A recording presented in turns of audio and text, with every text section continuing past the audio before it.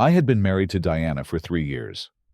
Our two-bedroom apartment in Portland, Oregon, felt like the perfect little home we had built together. Everything seemed right until her mom needed a place to stay. Just temporarily, Diana said. I agreed, because I loved my wife and wanted to help. But I never imagined that temporary would turn into the beginning of a nightmare I could not wake up from. Before I tell you how this nightmare unfolded, let me know where you are watching from in the comments below. Hit that like button and subscribe if you want to hear how I handled the most disrespectful situation of my life. Trust me, you will not believe what happened next. I was 32 years old, working as an IT specialist for a tech company downtown. Diana was 29, a dental hygienist with a bright smile that made everyone around her feel comfortable.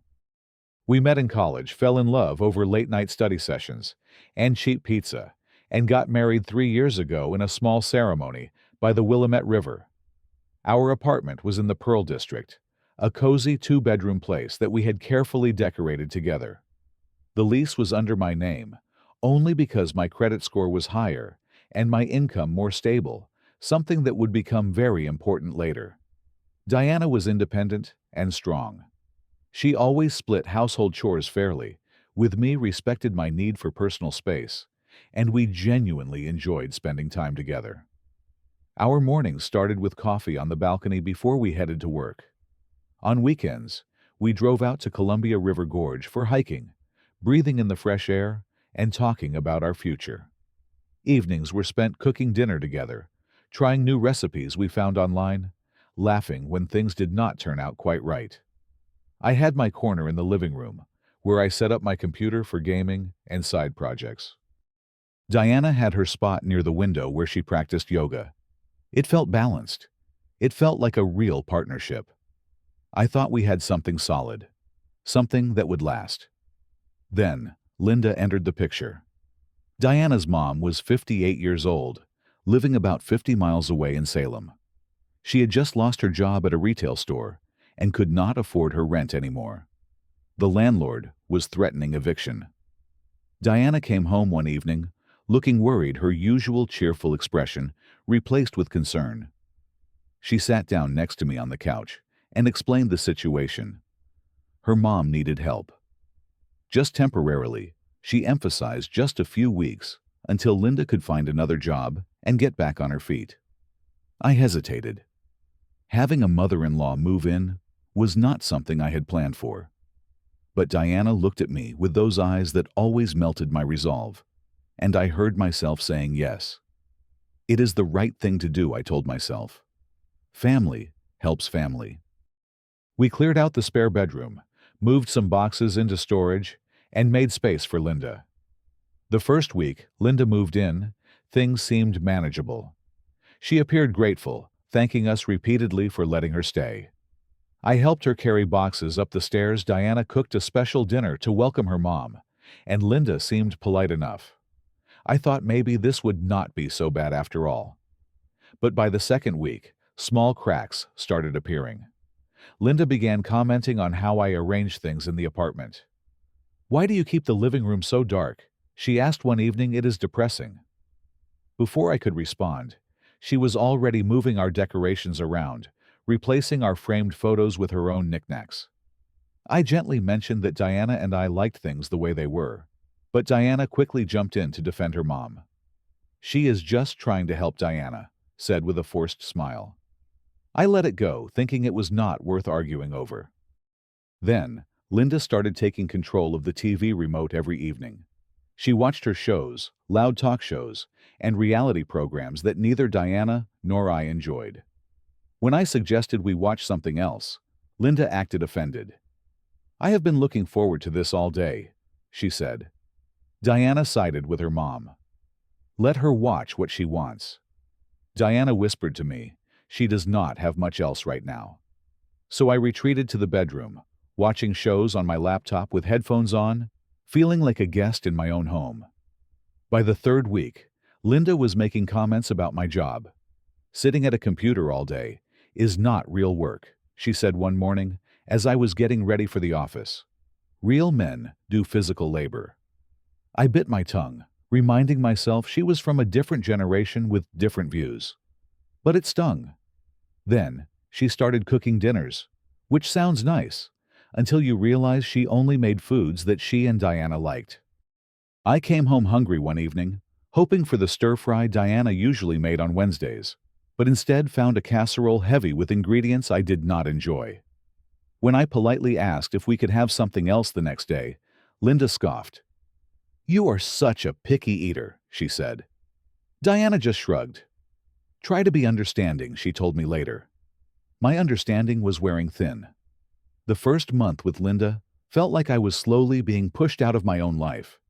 She stopped looking for jobs entirely. Whenever Diana or I brought it up, Linda had the same excuse. "The job market is terrible. I am too old. Nobody wants to hire someone my age." Diana, ever the supportive daughter, never pushed back. She just nodded sympathetically, while I stood there wondering when this temporary arrangement would end. Linda's belongings started spreading throughout the apartment like an invasion. Her books, magazines, and handmade crafts appeared on every surface. The living room, which used to be my space to relax after work, became Linda's domain. I came home one Thursday to find 4 women I had never met sitting in my living room drinking tea and chatting loudly.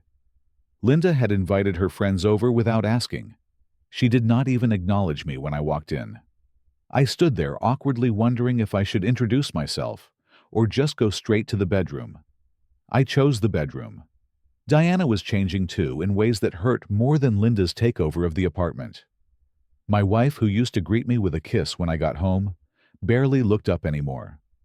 Every suggestion I made was shut down with the same response.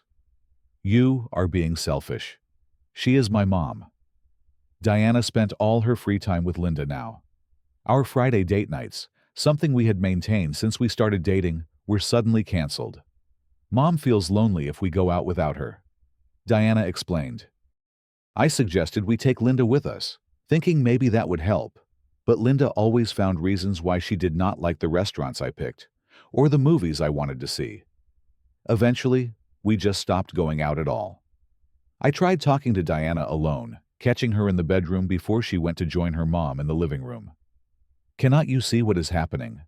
I asked her one night, keeping my voice low. "I feel like a stranger here." Diana's face hardened. "Why cannot you just be more patient?" she snapped. "She is going through a hard time." "But what about us?" I asked. "What about our marriage?" Diana just shook her head and walked out. The kitchen became another battleground. Linda announced one morning that she would handle all the cooking from now on. Diana seemed thrilled, thanking her mom for being so helpful. But Linda's cooking meant meals that only she and Diana enjoyed. I came home exhausted one evening, craving pizza. When I mentioned ordering some, Linda looked at me like I had suggested something obscene. "That is unhealthy junk," she declared. "We are not eating that garbage in this house." I was too tired to argue. I ate the bland chicken and vegetables Linda had prepared, went to bed hungry, and ordered lunch the next day at work. Then, Linda reorganized the entire kitchen. I opened the cupboard, looking for my favorite spices one Saturday morning, and found them gone. "Where is the cumin?" I asked. Linda was washing dishes, not even turning around. "Those were expired," she said. I threw them out. They were not expired. I had just bought them 2 weeks ago. But arguing felt pointless. Linda started creating house rules, like she owned the place. No shoes inside the apartment, she declared, even though Diana and I had never cared about that before. We need to go to bed by 11 at night, because she was a light sleeper and did not want to hear any noise. That meant no more late-night gaming sessions for me, no more watching movies with Diana, no more living like adults in our own home. I worked from home occasionally, something my job allowed, but Linda made that miserable too. "Why are you here?" she would ask, seeing me at my desk. "Should not you be at the office? Are you even working?" I tried explaining that remote work was normal in my field, but she just made disapproving noises and walked away. Everything I did became subject to Linda's commentary. She did not like how I played video games in the evening. Childish, she muttered loud enough for me to hear. She criticized how I dressed. Too casual for a man your age. Even my hobbies were not safe. I used to spend Sunday mornings reading on the balcony, but Linda would come out and talk at me about whatever was on her mind, making it impossible to concentrate. When I tried going to the bedroom to read, she complained about me being antisocial. You should spend time with family, she said, as if she was family I wanted to spend time with. I started working late at the office just to avoid going home. I would sit at my desk long after everyone else had left, doing extra projects, answering emails that could wait until morning, anything to delay walking through that apartment door. I ate dinner out most nights, sitting alone at restaurants with a book, savoring the peace and quiet. By the time I got home, it was late enough that I could go straight to bed without much interaction. Diana did not seem to notice my absence, or if she did not care enough to ask about it.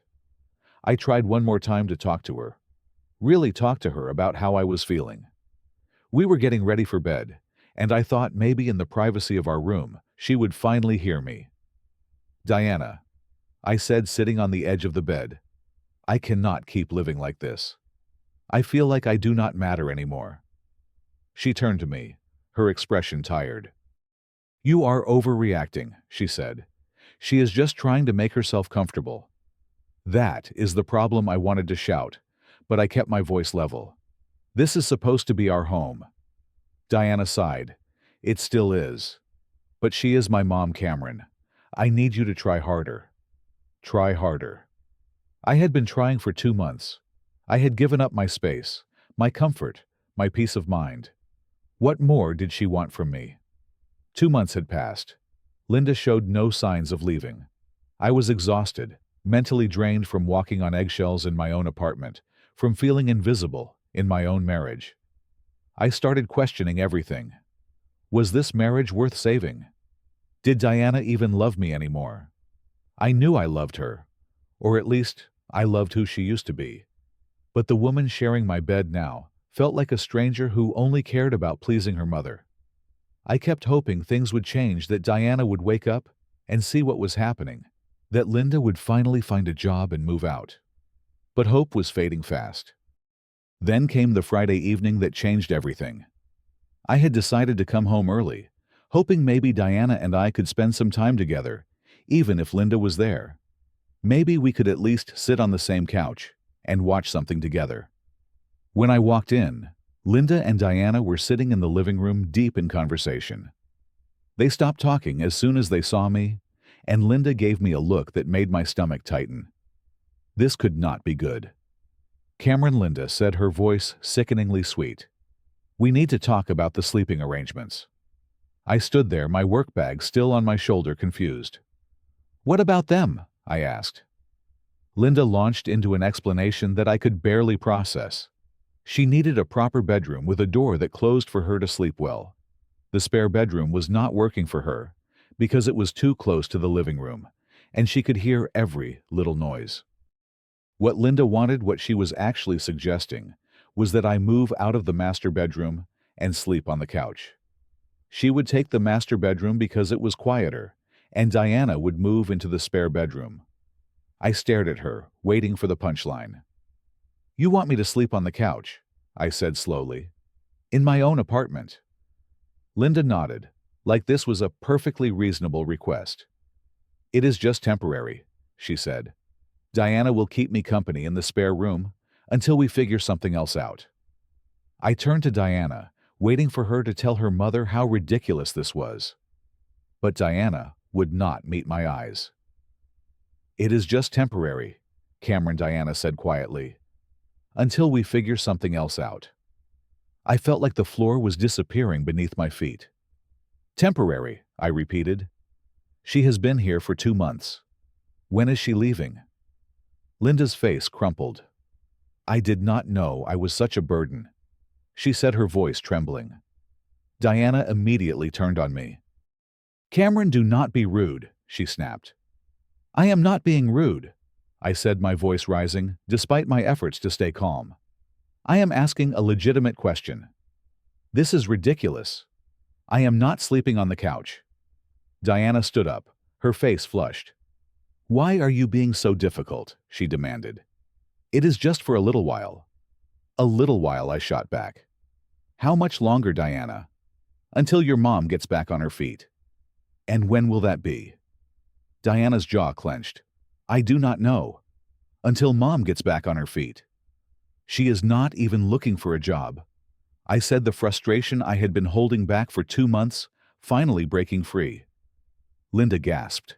"How dare you?" she cried. "I have been trying so hard." That was a lie, and we all knew it. Diana stepped between us. "That is enough, Cameron," she said coldly. I looked at my wife, really looked at her, and saw a stranger. "I cannot live like this anymore," I said, my voice shaking. "This is supposed to be our home." Our home. Diana crossed her arms. Her next words came out cold and clear, each one hitting me like a physical blow. "If you do not like my mom living here, you can leave." The silence that followed was deafening. I stood there staring at Diana, unable to believe what I had just heard. She stared back at me, her chin raised, not taking it back, not softening it with an apology or explanation. Linda sat on the couch with a satisfied little smile on her face, like she had won some game I did not even know we were playing. Something inside me broke in that moment, but it was not what you might think. It was not my heart breaking, although that was definitely part of it. It was the final thread of denial snapping. Diana had chosen her mother over her husband. Our marriage had been dead for a while now, and I had just been too stubborn or too hopeful to admit it. "Okay," I said quietly. "Just okay. Nothing more." I walked to the bedroom and closed the door. I did not sleep that night. I lay in bed staring at the ceiling, my mind racing. Diana did not come to bed. I heard her and Linda talking in low voices in the living room, probably discussing what a terrible person I was. I did not care anymore. As the hours passed and the sun started to rise, I came to a decision. If Diana wanted me to leave, I would leave. But I was not going to just pack a bag and slink away like some kicked dog. I was going to do this properly, legally, and in a way that made it very clear that actions have consequences. The lease agreement was in my name. Only my name. I had signed it 2 years ago when we first moved in. Diana was listed as an occupant, not a co-signer. I had never thought much about it at the time. It was just easier since my credit was better. But now, it meant I had complete control. I could terminate that lease whenever I wanted. There was a 60-day notice requirement, but I remembered seeing something in the lease about early termination with a fee. I got up quietly, found the lease agreement in our filing cabinet, and read through it carefully. There it was. I could terminate immediately if I paid 1 month's rent as an early termination fee. It was a lot of money, but it was worth it. Worth my peace. Worth my self-respect. Saturday morning, I made coffee and sat at the kitchen table forming my plan. Diana and Linda were still asleep. The apartment was quiet for the first time in months. I checked my bank account. I had enough saved to pay the termination fee, put down a deposit on a new place, and cover moving expenses. It would be tight, but I could do it. More importantly, I wanted to do it. The lease stated clearly that once I terminated it, Diana and Linda would need to apply for a new lease in their names if they wanted to stay. I knew Diana's income alone would not be enough. The apartment required a combined income of $60,000 annually. Diana made maybe $35,000. Linda had no income at all. They would not qualify. The landlord, Mr. Patterson, was a decent guy, but also a businessman. He would not bend the rules. Diana and Linda came down eventually, moving around the kitchen, like I was not there. Nobody spoke. The tension was thick enough to cut. I waited until they both had their coffee sitting at the small breakfast table. "I have thought about what you said last night," I said calmly. Diana looked up, her expression unreadable. "I am leaving," I continued. "Just like you told me to." Diana's face flickered with something. Surprise maybe, or satisfaction. Fine, she said, her voice cold. Leave then. Linda actually laughed. Good riddance, she added. They thought I was bluffing. Or maybe they thought I would come crawling back in a few days. They were wrong. I spent Saturday packing. Just my things. My clothes, my computer equipment, my books, my personal documents. I left everything we had bought together, all the shared items. I did not want any of it. I called my friend Greg, asked if I could borrow his truck. He did not ask questions, just said he would be there in an hour. Diana and Linda watched TV in the living room, while I carried boxes past them. Occasionally, Diana would glance over her expression, growing less confident as she realized I was serious. Where are you going? She finally asked, as I loaded the last box into Greg's truck. I am leaving, I said. Like you told me to. You are being childish, she said, but her voice wavered. I did not respond. There was nothing left to say to her. After everything was loaded, I had one more call to make. I dialed Mr. Patterson's number. He answered on the third ring. I explained the situation, keeping it professional. My living situation had changed dramatically. I needed to terminate the lease early. I was willing to pay the early termination fee. Mr. Patterson was understanding. Relationships end, he said. These things happen. He confirmed what I already knew. The lease was solely in my name. Diana was not a tenant in the legal sense. If I terminated the lease, they would need to apply for a new one if they wanted to stay. And applications required income verification, credit checks, and deposits. I will send you the termination paperwork, Mr. Patterson said. Once I receive it back with the fee, the termination will be effective in 30 days. Perfect, I said. I signed the papers that afternoon and sent them back with a check for the termination fee. Effective in 30 days. I went back to the apartment one last time on Sunday to grab a few things I had forgotten. Diana was there. Linda was out somewhere. Diana said, her voice angry now instead of cold. So, you are really doing this. You are abandoning your wife. I looked at her, this woman I had loved, this woman who had told me to leave. I am not abandoning anyone, I said calmly. You told me to leave. I am doing what you asked. But she started. But nothing, I interrupted. You made your choice. You chose your mother over your husband. Now you get to live with that choice. I pulled out the apartment keys from my pocket and set them on the counter.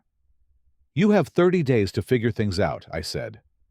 Diana's eyes widened. 30 days for what she asked. The landlord will contact you soon, I said. I walked out the door and did not look back. The first week at Greg's place was strange. He had a spare room in his house across town, told me I could stay as long as I needed. I barely slept that first night. My mind kept replaying everything. Diana's cold expression, Linda's satisfied smile, the feeling of being unwanted in my own home. Part of me wondered if I had done the right thing. Part of me felt guilty, like maybe I should have tried harder. But Greg, who had known me since college, set me straight. Dude, he said over breakfast that first morning, you did the right thing. Nobody deserves to be treated like that in their own home. You paid for that place. You had every right to leave and to take the lease with you. His words helped, but the doubt still lingered.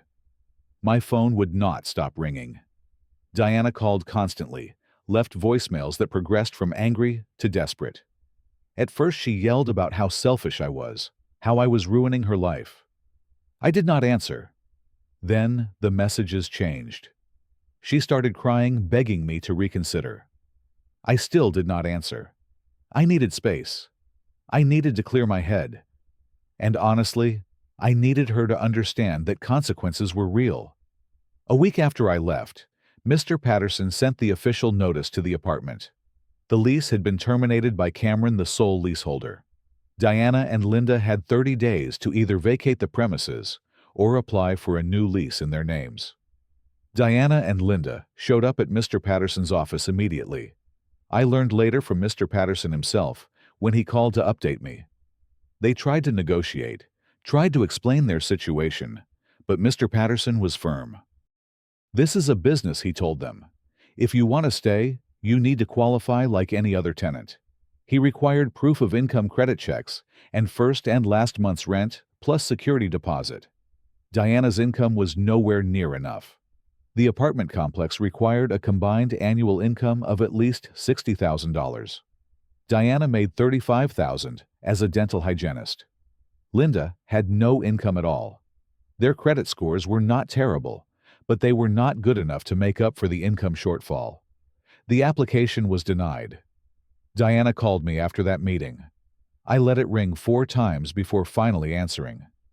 "Cameron," she said, her voice thick with tears. "Please.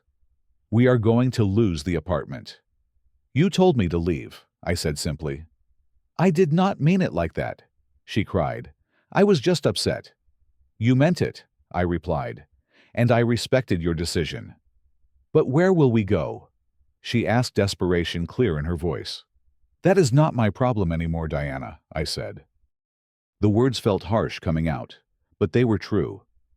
"You made it very clear that I was not wanted there.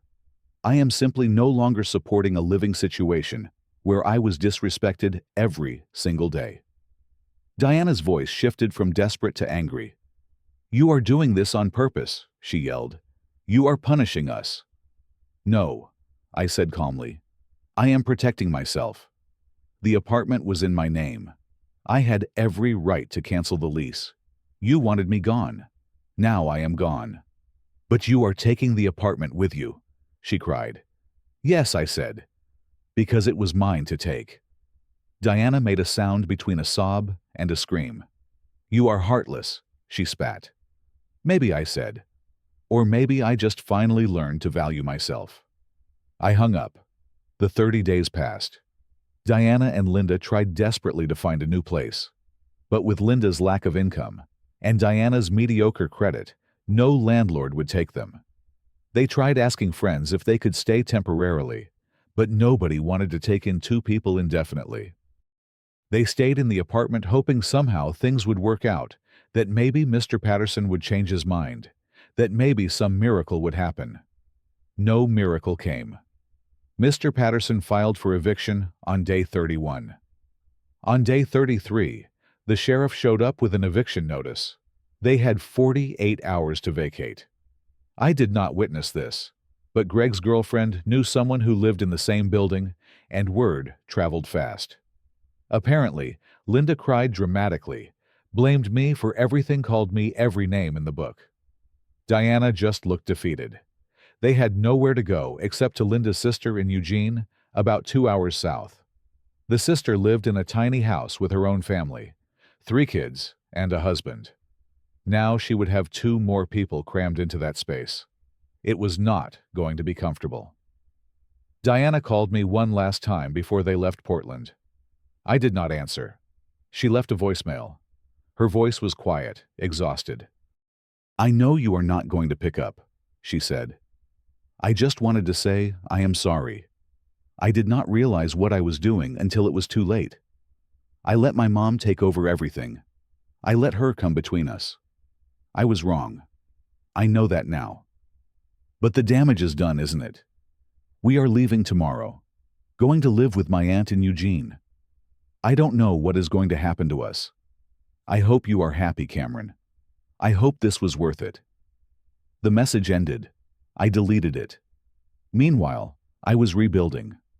I found a studio apartment in downtown Portland close to my office. It was smaller than what I was used to, just 1 room basically, but it was mine. All mine. Nobody to criticize how I decorated. Nobody to take over my TV. Nobody to make me feel unwelcome. I spent a weekend making it my own. I hung up my movie posters, set up my gaming station exactly how I wanted it, bought a plant for the windowsill. It felt good. It felt like home in a way that other apartment had not felt in months. I started reconnecting with friends I had neglected during the nightmare with Linda and Diana. Guys from work invited me out for drinks on Friday nights. I said yes. We played basketball on Sunday mornings at the park. I joined a gym and started working out regularly. Something I had stopped doing when coming home became too stressful. I picked up my guitar again, something I had not touched in over a year. Slowly, I was remembering who I was before everything went wrong. I had lost myself trying to make Diana happy, trying to keep the peace, trying to be understanding. Now I was finding myself again. Greg noticed the change. "You seem lighter, man," he said one evening as we grilled burgers on his back porch. "I feel lighter," I admitted. "Like I can breathe again." "That is what happens when you get out of a toxic situation," he said.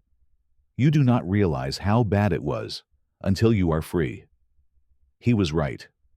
Looking back, I could see how unhealthy everything had become. How I had been making myself smaller and smaller, giving up piece after piece of myself, all to accommodate people who did not appreciate the sacrifice. 3 months after I left, Diana sent a text message. No call this time, just a text. I saw it pop up on my phone while I was making breakfast in my little studio kitchen. The morning sun was streaming through the window, and I had music playing softly. I was happy. The text said she was sorry, that she understood now what she had done, that she wanted to talk, to see if there was any way we could work things out. I read it twice. Then, I set my phone down and finished making my eggs. After breakfast, I finally responded. "I appreciate your apology," I wrote, "but I have moved on." What happened showed me that we were not compatible. We wanted different things. You wanted to prioritize your mother, and that is your choice. But I cannot be in a relationship where I am constantly made to feel like I do not matter. I wish you well, but I do not want to reconnect. I hit send and blocked her number. It was time to close that chapter completely. Months passed. I got a promotion at work. I started dating again, nothing serious, just meeting people and remembering what it felt like to be valued. I took a weekend trip to the coast, something I had always wanted to do, but never made time for. I watched the sunset over the Pacific Ocean and felt a profound sense of peace.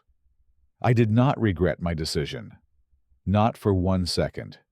Some people might judge me, might say I was cruel for leaving Diana in a difficult situation, for canceling the lease, and essentially forcing them into homelessness. But those people did not live through what I lived through. They did not spend 2 months being slowly erased from their own life, being disrespected, in their own home being told they did not matter. I did not abandon Diana. She pushed me away, and I simply left, like she told me to. Walking away was not weakness. It was the strongest thing I could have done. Sitting in my studio apartment now drinking my morning coffee, looking out at the Portland skyline, I understand something important. Life is too short to spend it in places where you are not valued. Life is too precious to waste on people who treat you like you are disposable. I learned that marriage should be a partnership, not a hierarchy where one person's family takes precedence over everything else. I learned that sometimes the most loving thing you can do for yourself is walk away from people who hurt you, even if they do not mean to, even if they are family. I learned that self-respect is not negotiable. Would anyone else have handled it differently? Maybe. Some people might have stayed and tried to tough it out. Some people might have given more ultimatums, more chances. But I know myself. I know that staying would have destroyed me piece by piece. Leaving saved me. Taking the apartment with me was not revenge. It was simply exercising my legal right to terminate a lease that was in my name. If Diana and Linda wanted to stay, they could have applied and qualified on their own merit. They could not. That is not my fault. That is reality. Actions have consequences. Diana told me to leave. I left. She just did not expect me to take my home with me. But why would I leave behind the one thing that was legally and financially mine? That would not have made any sense. I think about Diana. Sometimes wonder how she is doing in Eugene, crammed into her aunt's house. Part of me hopes she learned something from all this. Part of me hopes she realized that you cannot let other people, even family, destroy your marriage. But mostly, I do not think about her at all. I think about my future. I think about the possibilities ahead. I think about finding someone who will truly be my partner, who will stand beside me instead of choosing everyone else over me. I think about building a life that makes me happy, not a life where I am constantly sacrificing my happiness for others who do not appreciate it. My friend Greg asked me last week if I regret how things turned out. No, I told him without hesitation. I regret that it had to happen. I regret that Diana could not see what was happening until it was too late. But I do not regret protecting myself. I do not regret refusing to be disrespected. And I definitely do not regret walking away when someone told me to leave. She wanted me gone. I gave her exactly what she asked for. That is not cruelty. That is boundaries.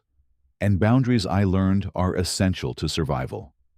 So here I am, starting over at 32. It is not where I thought I would be, but it is better than where I was. I have my own space. I have my dignity. I have my self-respect.